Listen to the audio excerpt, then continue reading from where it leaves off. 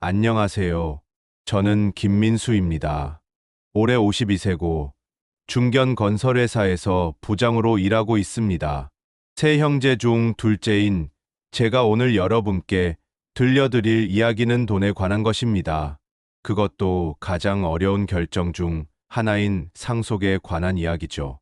제가 직접 겪은 경험을 통해 여러분이 현명한 선택을 하실 수 있도록 도움을 드리고자 합니다. 서울 강남구 대치동에 살고 있는 저는 매달 첫째 주 토요일이면 반드시 해야 할 일이 있습니다. 바로 아버지께 생활비를 드리는 것입니다. 또 토요일이네. 형, 동생한테 연락해봐야겠다. 저는 형 민철 55세과 막내 민호 48세에게 문자를 보냅니다. 내용은 항상 같습니다. 아버지 생활비 50만 원 입금했어요. 확인 부탁드려요. 벌써 7년째 이어오고 있는 일입니다. 저희 형제들은 매달 50만 원씩 총 150만 원을 아버지께 드리고 있습니다. 근처 은행에서 아버지 통장에 50만 원을 입금하고 잔고를 확인해 보니 450만 원이 있었습니다. 어머니가 돌아가신 후 홀로 지내시는 아버지의 한 달 생활비 치고는 넉넉한 편입니다. 일요일 오후 저는 민철 형과 평소 자주 가는 카페에서 만났습니다. 막내 민호는 지방 출장으로 참석하지 못했습니다. 민수야, 아버지 건강은 어떠신 것 같아? 형이 물었습니다. 지난주에 뵈었는데 다행히 큰 문제는 없으셨어요. 그런데 형, 요즘 부동산 가격 보니까 저희 집 값이 많이 올랐더라고요. 아, 대치동 집 말이지. 최근에 감정평가 받아봤나? 작년에 받아봤는데 거의 10억 가까이 나왔어요. 아버지 연세가 올해 78세시니까 저희 형제는 잠시 말이 없었습니다. 누구나 생각하고 있지만 쉽게 입에 올리기 어려운 주제였기 때문입니다. 형이 조심스럽게 말을 꺼냈습니다. 상속세 걱정이 되긴 하네. 10억이면 상속세만 해도 만만치 않을 텐데. 맞아요. 제가 계산해 보니까 10억에서 일괄공제 5억 원을 빼면 과세 표준이 5억 원이 되고 여기에 상속세를 계산하면 총 9천만 원 정도 나와요. 저희 셋이 공동 상속하면 각자 3천만 원씩 부담해야 하고요. 그렇다고 아버지께 돈 미리 쓰세요라고 말씀드릴 수도 없고. 형의 말에 저는 고개를 끄덕였습니다. 정말 난처한 상황이었습니다. 그로부터 3개월 후 저는 급하게 병원으로 향했습니다. 아버지가 갑작스럽게 쓰러져 응급실로 실려갔다는 연락을 받았기 때문입니다. 의사는 다행히 큰 문제는 없다고 했습니다. 다만 당분간 입원 치료가 필요하고 정밀 검사도 받아보셔야 한다고 했습니다. 선생님, 대략 비용이 어느 정도 들까요? 보험 적용되는 부분 빼고도 한 700만 원 정도는 준비하셔야 할 것 같습니다. 저는 곧바로 형제들에게 연락했습니다. 셋이서 나눠서 병원비를 부담하기로 했습니다. 형, 아버지 병원비 때문에 그런데 저희 셋이서 나눠서 내는 게 어떨까요? 한 사람당 230만 원 정도요. 당연히 그래야지. 민호한테도 연락해봐. 다행히 세 형제는 흔쾌히 동의했습니다. 각자 230만 원씩 내어 아버지의 병원비를 해결했습니다. 아버지의 병원비를 지불하고 집에 돌아온 저는 깊은 생각에 잠겼습니다. 매달 50만 원씩 7년간 들인 생활비, 그리고 이번 병원비까지. 지금까지 형제들이 아버지께 드린 돈이 얼마나 될까? 생활비만 해도 월 150만 원씩 7년이면 1억 2,600만 원. 거기에 병원비까지 하면 거의 1억 3천만 원이구나. 저는 계산기를 두드리며 계산해 봤습니다. 형제들이 아버지께 지금까지 드린 돈과 앞으로 드릴 돈을 합치면 상당한 금액이 됩니다.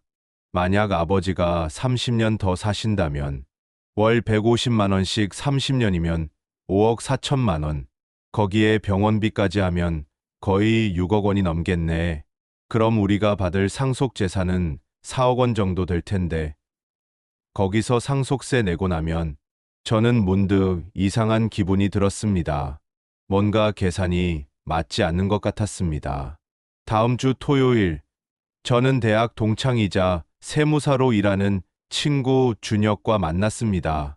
마음속 깊이 있던 의문을 털어놓기 위해서였습니다. 민수야, 오랜만이네. 어떻게 지내? 준혁이 반갑게 인사했습니다. 준혁아, 사실 너한테 상담받고 싶은 게 있어서 연락했어. 상속세 관련해서. 준혁이 관심을 보였습니다. 어떤 고민인데? 우리 아버지 집이 10억 정도 돼. 그런데 형제들끼리 매달 생활비 드리고 병원비도 우리가 부담하고 있거든. 이런 상황에서 나중에 상속받을 때 세금 문제가 어떻게 될까? 준혁이 잠시 생각한 후 말했습니다. 민수야, 혹시 다른 방법을 생각해 본 적 있어? 다른 방법? 상속받는 것보다 아버지께서 생전에 그 돈을 직접 사용하시는 게 세금 면에서 훨씬 유리할 수 있어.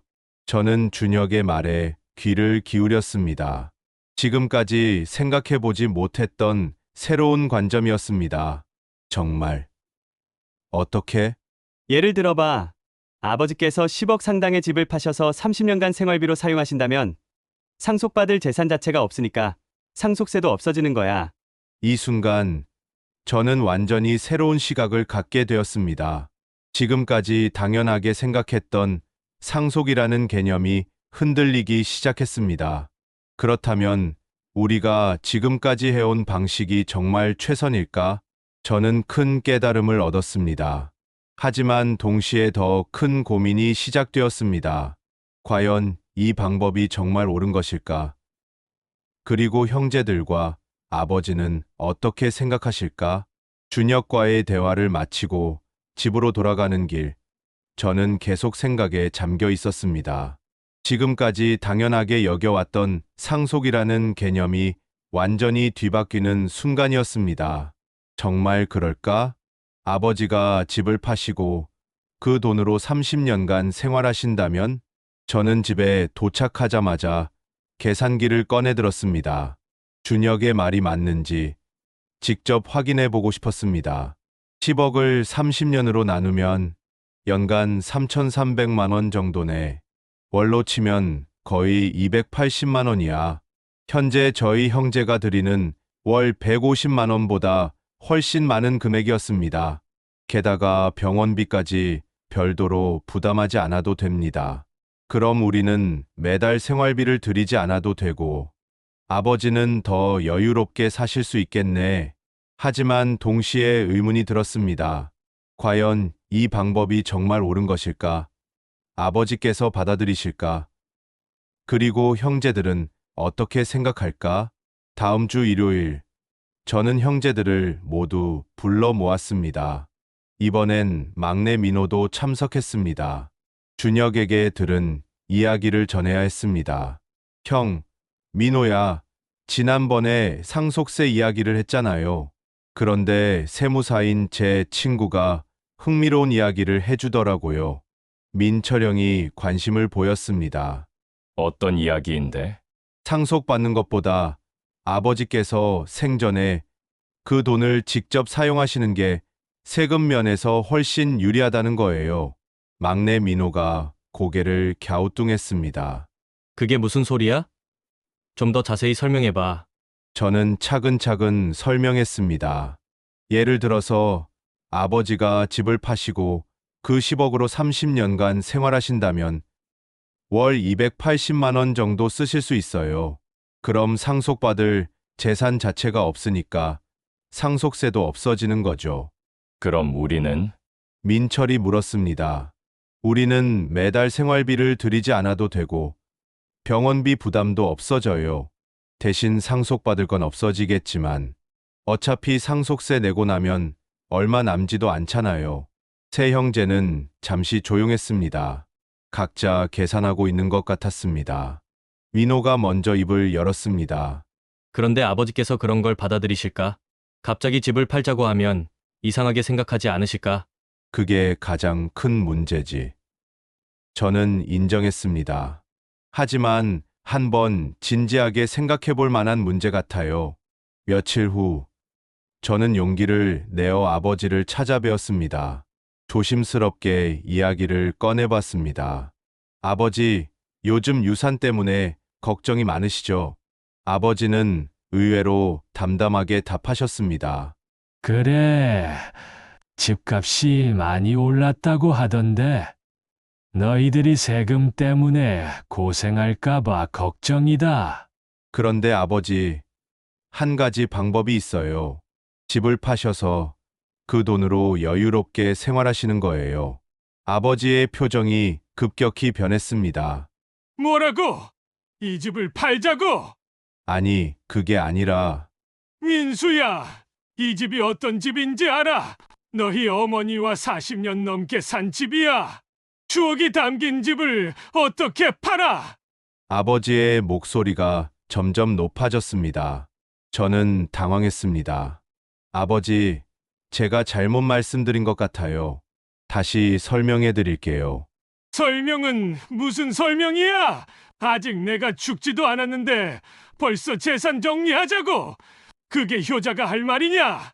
아버지는 화가 나서 방으로 들어가셨습니다. 저는 완전히 실패한 채로 집을 나왔습니다. 역시 쉽지 않네. 접근 방법을 바꿔야겠다. 한 달 후, 뜻밖의 일이 일어났습니다. 아버지의 오랜 친구분이 돌아가시게 되었고, 아버지는 장례식에 참석하셨습니다. 저는 운전기사 역할로 아버지를 모셨습니다. 장례식이 끝나고 조문객들이 모여 이야기를 나누는 자리에서 아버지는 고인의 아들과 대화를 나누게 되었습니다. 아버지가 정말 현명하셨어요. 고인의 아들이 말했습니다. 3년 전에 집을 좀 더 작은 곳으로 옮기시면서 남은 돈으로 정말 당당하게 사셨거든요. 그래, 어떻게 그런 결정을 하셨어? 아버지가 관심을 보였습니다. 저희가 매달 용돈을 드리고 있었는데 아버지께서 어느 날 이런 말씀을 하시더라고요. 너희들이 매달 용돈 주는 것도 고맙지만 내가 가진 걸로 당당하게 살고 싶다고요. 아버지의 표정이 변했습니다. 그래서 어떻게 하셨나? 8억 집을 팔아서 4억짜리 아파트로 이사하시고 4억으로 생활하셨어요. 월 500만 원 정도 쓰시면서 정말 여유롭게 사셨죠. 500만 원이나? 그럼 자식들한테 경제적인 도움은 안 받으셨겠네. 네.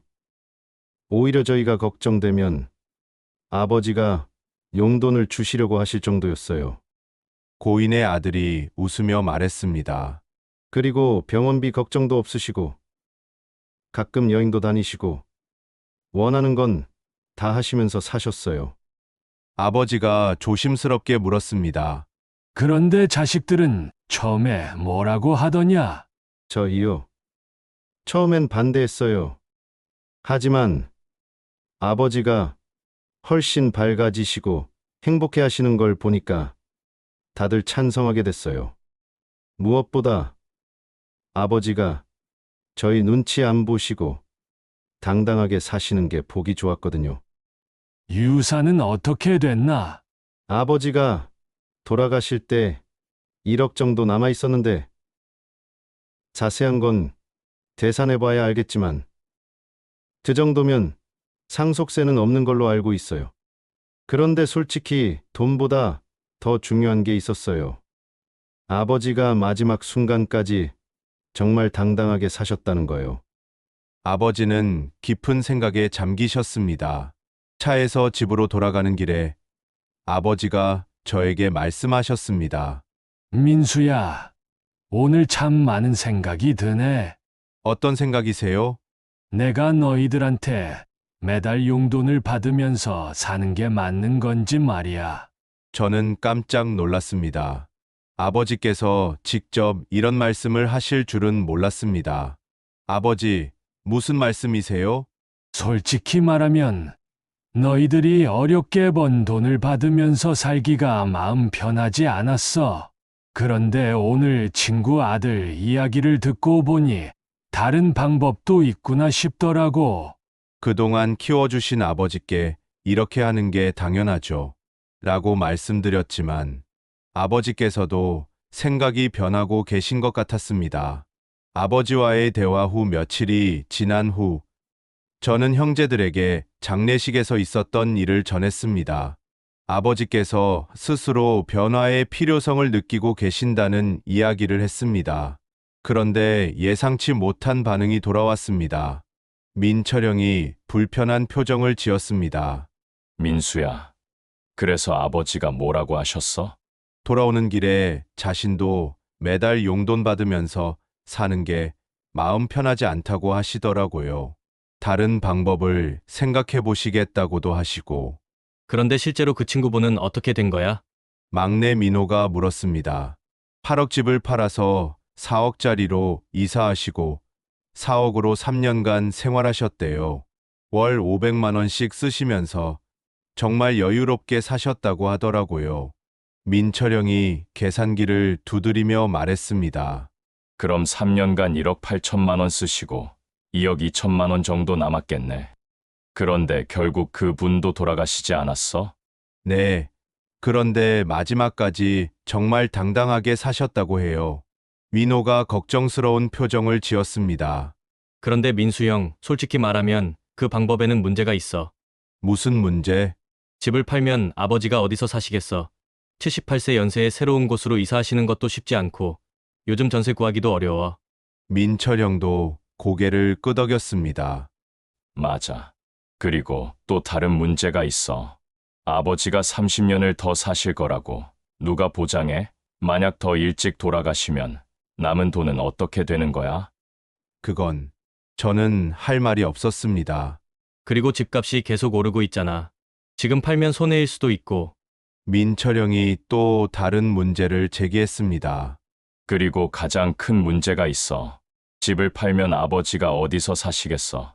78세 연세에 새로운 곳으로 이사하시기도 어렵고. 맞아. 민호도 고개를 끄덕였습니다. 전세를 얻는다고 해도 요즘 전세값이 얼마나 비싼데. 그리고 아버지 연세에 집주인이 전세를 내어줄까? 저는 이 문제를 생각하지 못했습니다.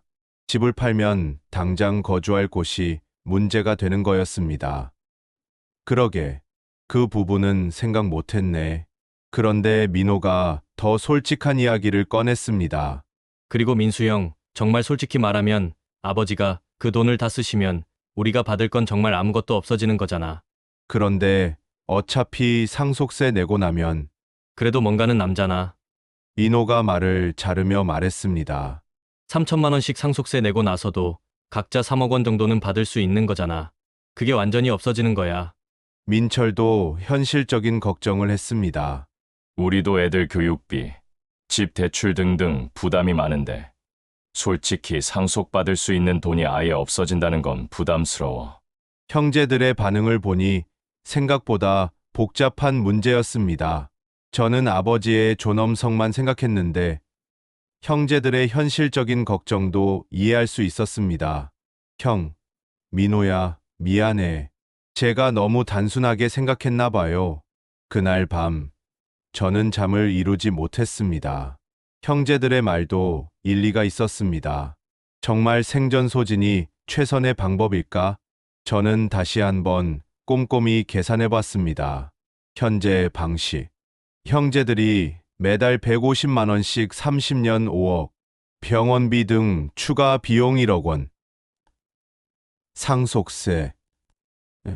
실제 상속받는 금액 약 3억 5천만 원. 생전소진 방식. 형제들이 부담하는 생활비. 아버지가 여유롭게 생활. 상속받는 금액. 경제적으로만 보면 현재 방식이 더 유리할 수도 있었습니다. 하지만 아버지가 장례식에서 하신 말씀이 계속 머릿속에 맴돌았습니다. 너희들이 어렵게 번 돈을 받으면서 살기가 마음 편하지 않았어. 아버지의 그 말씀이 핵심이었습니다.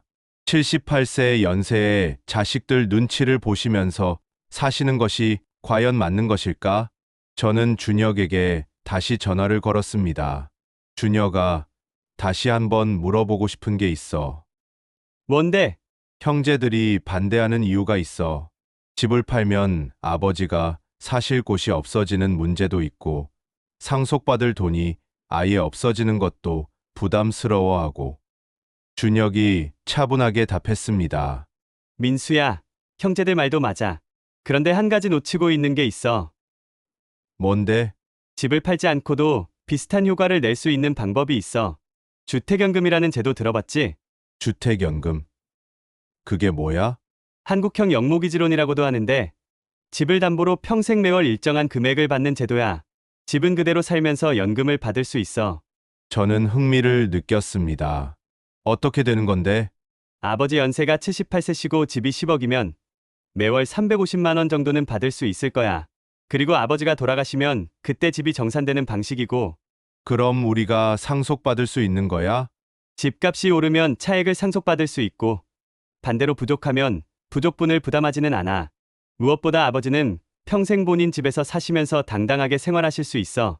이것은 완전히 새로운 관점이었습니다. 집을 팔지 않고도 아버지가 경제적으로 독립하실 수 있다는 것이었습니다. 정말. 그럼 아버지도 이사하실 필요 없고, 우리도 매달 생활비 들이지 않아도 되고, 맞아. 그리고 월 200만 원이면 현재 너희들이 드리는 150만 원보다 많으니까 아버지가 더 여유롭게 사실 수 있어. 상속세는 어떻게 돼? 주택연금 받는 동안에는 상속재산 자체가 줄어들어서 상속세 부담도 크게 줄어들어. 그리고 설사 집값이 많이 올라도 주택연금 채무를 차감하고 나면 상속세 부담이 현재보다 훨씬 적어질 거야. 준혁과의 대화 후, 저는 새로운 희망을 느꼈습니다. 집을 팔지 않고도 아버지의 존엄성을 지키면서 동시에 형제들의 걱정도 해결할 수 있는 방법이 있다는 것이었습니다. 다음 날, 저는 형제들에게 연락했습니다. 형, 민호야, 어제 준혁이와 이야기했는데 새로운 방법이 있대. 새로운 방법. 주택연금이라는 제도가 있어. 집을 팔지 않고도 비슷한 효과를 낼 수 있다고 해. 민철형이 관심을 보였습니다. 어떻게 되는 건데? 집을 담보로 매월 연금을 받는 거야. 아버지는 평생 본인 집에서 사시면서 월 200만 원 이상 받을 수 있대. 그럼 우리는 매달 생활비 들이지 않아도 되고, 아버지가 돌아가시면 집값에서 주택연금 채무를 차감하고 나머지를 상속받을 수 있어. 민호가 조심스럽게 물었습니다. 그런데 정말 그런 제도가 있어. 그리고 아버지께서 받아들이실까? 일단 정확한 조건들을 알아보자. 그리고 아버지께도 천천히 설명드려보고. 민철이 고개를 끄덕였습니다. 그래, 그 방법이라면 아버지도 이사하실 필요 없고, 우리도 부담이 줄어들고, 모두에게 도움이 될 수 있겠네. 저는 처음으로 모든 사람이 만족할 수 있는 해결책을 찾은 것 같았습니다. 하지만 가장 중요한 건 아버지의 마음이었습니다. 아버지께서 이 제도를 받아들이실까? 그리고 정말 모든 문제가 해결될까? 무엇보다 아버지가 행복하실까? 저는 새로운 가능성에 대한 기대감과 동시에 여전히 남아있는 불안감을 느꼈습니다.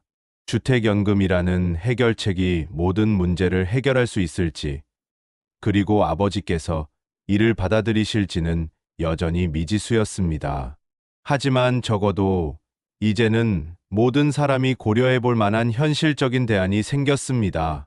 다음 주, 저는 아버지를 찾아뵈었습니다.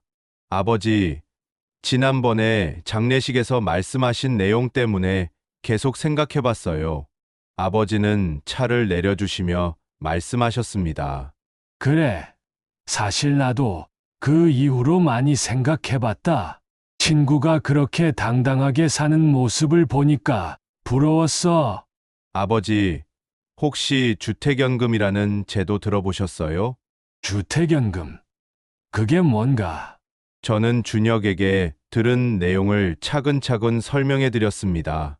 집을 담보로 맡기고 평생 그 집에서 사시면서 매월 연금을 받는 제도예요.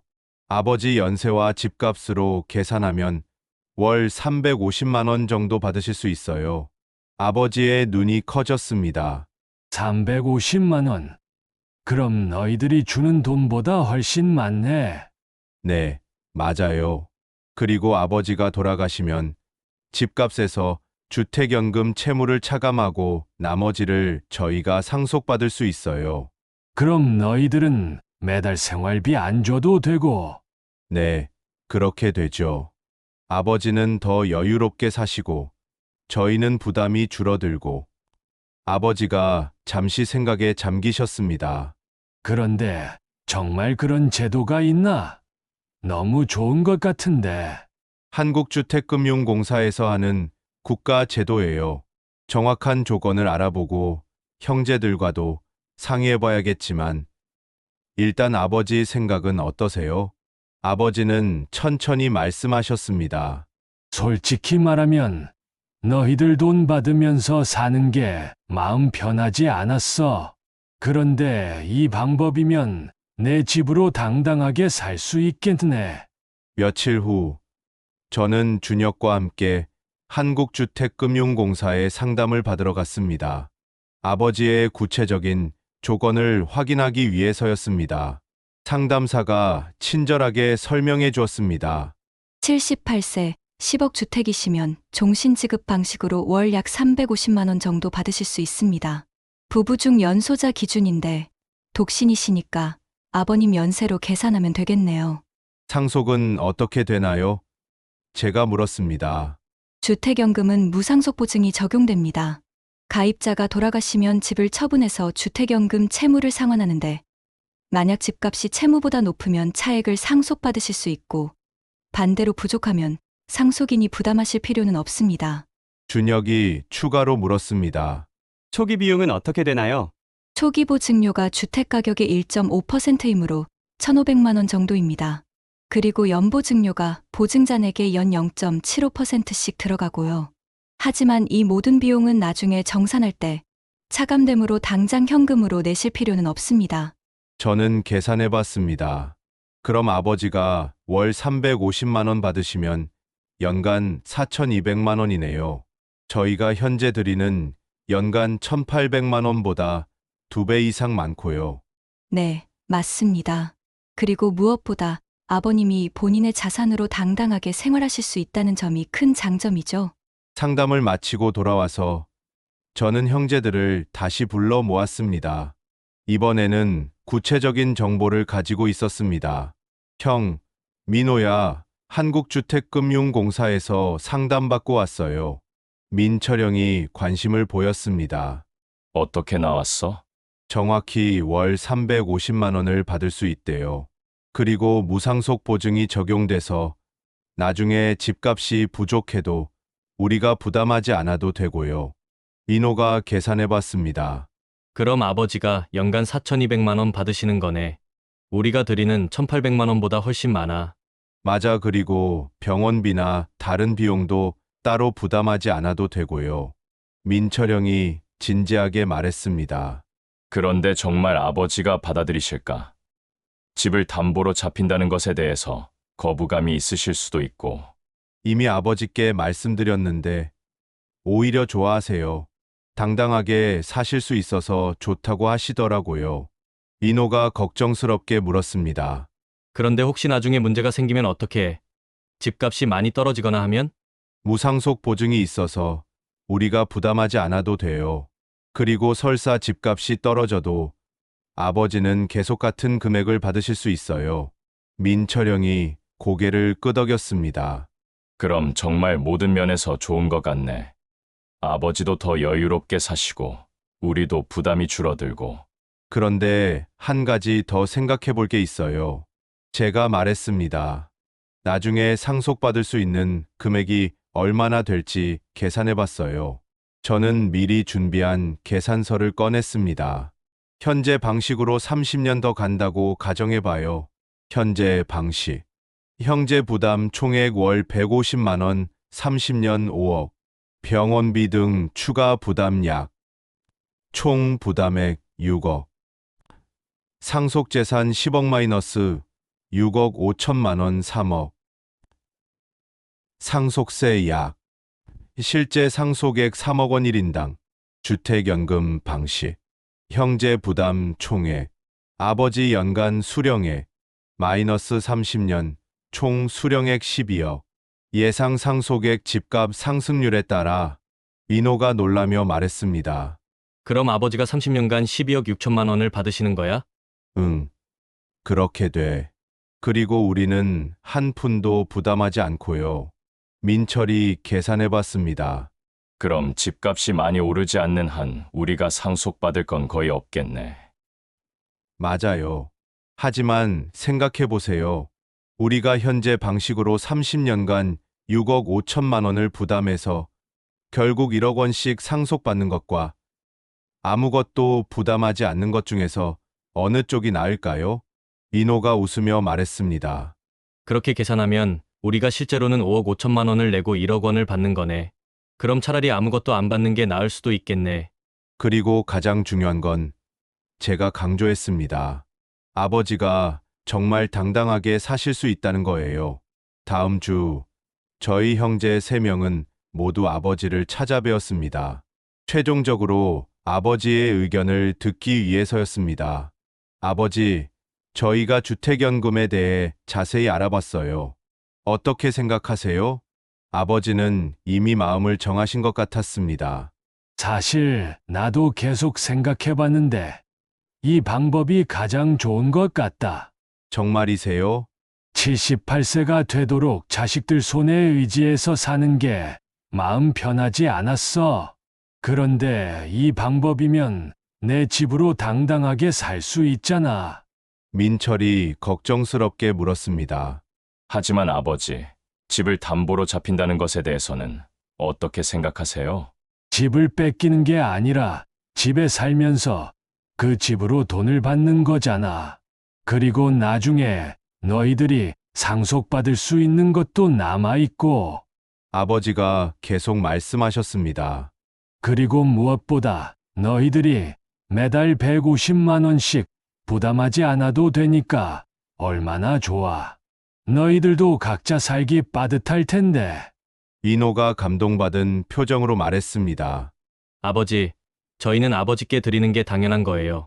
그래도 부담이 되는 건 사실이잖아. 이 방법이면 모두가 편해질 수 있어. 아버지의 결정은 확고했습니다. 주택연금 신청해봐라. 나도 당당하게 살고 싶다. 한 달 후 모든 절차가 완료되었습니다. 아버지는 주택연금 가입을 완료하시고 첫 연금을 받으셨습니다. 아버지, 기분이 어떠세요? 아버지는 환하게 웃으시며 말씀하셨습니다. 정말 좋다. 너희들 눈치 안 보고 돈 쓸 수 있어서 많이 받으시죠? 350만 원이나 받으니까 정말 여유롭네. 이제 맛있는 것도 사 먹고 가끔 친구들과 여행도 갈 수 있겠어. 저는 아버지의 밝아진 모습을 보며 정말 다행이라고 생각했습니다. 그런데 민수야, 아버지가 말씀하셨습니다. 너희들이 매달 주던 돈으로 뭘 할 거냐? 저희요. 저희는 그 돈으로 각자 노후 준비를 더 열심히 해야죠. 그래, 그게 맞다. 각자 자기 노후를 준비하는 게 중요해. 주택연금을 받기 시작한 지 6개월이 지났습니다. 아버지의 생활은 완전히 달라졌습니다. 아버지, 요즘 어떻게 지내세요? 너무 좋아. 매달 350만 원 받으니까 정말 여유롭게 살고 있어. 아버지는 실제로 많이 달라지셨습니다. 좋은 음식도 사드시고 가끔 친구들과 여행도 다니셨습니다. 무엇보다 표정이 밝아지셨습니다. 병원비 걱정도 없으시죠? 그렇지. 350만 원이면 생활비, 병원비 다 해결되고도 남아? 그리고 무엇보다 너희들한테 손 벌리지 않아도 돼서 좋아. 저희 형제들도 달라졌습니다. 매달 50만 원씩 부담하지 않아도 되니까 각자 가정에 경제적 여유가 생겼습니다. 형, 주택연금 정말 잘한 것 같아. 민호가 말했습니다.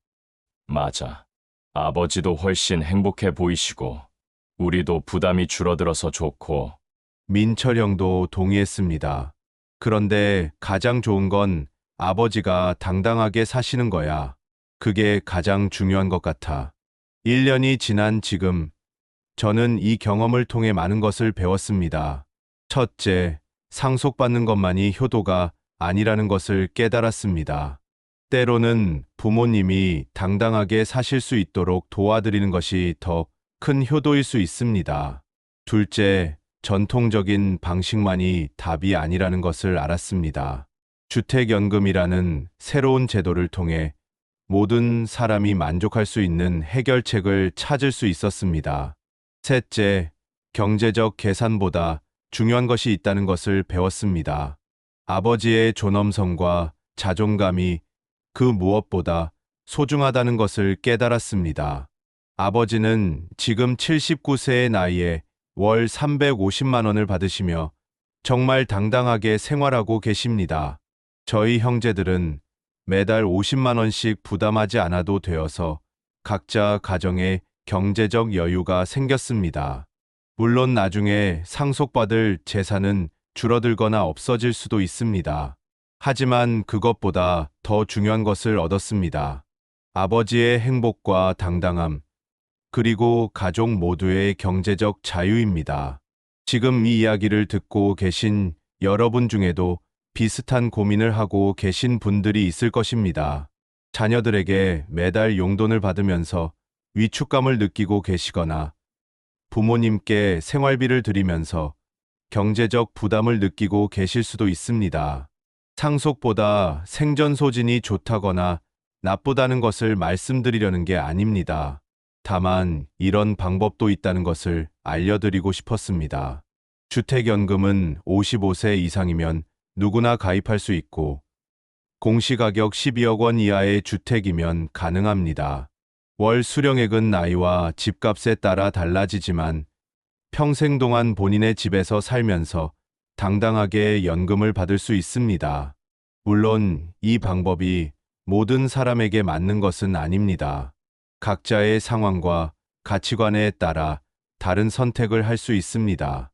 하지만 적어도 한 번쯤은 고려해 볼 만한 방법이라고 생각합니다.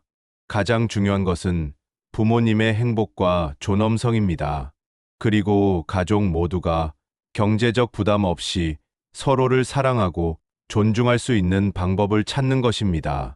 저희 아버지는 지금도 대치동 그 집에서 매달 350만 원을 받으시며 정말 당당하게 살고 계십니다.